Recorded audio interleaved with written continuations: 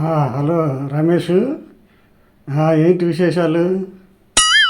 ఏంటి నిన్న మా అన్నయ్య కొడుకు పెళ్ళికి రాలేదేంటి అని అడుగుతున్నావా?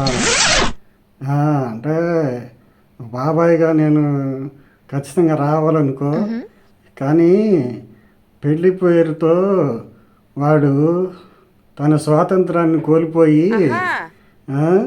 ఆ, కష్టాలు కన్నీళ్ళు కొని తెచ్చుకుంటున్నాడని ఈ బాధతో విచారిస్తూ ఇంట్లోనే కూర్చున్నాను.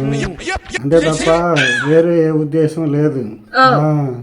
అందుకే రాలేదు వాడు, పాపం ఇంకా కష్టాలు మొదలయ్యాయి అనే బాధతో విచారిస్తూ ఇంట్లోనే కూర్చున్నాను.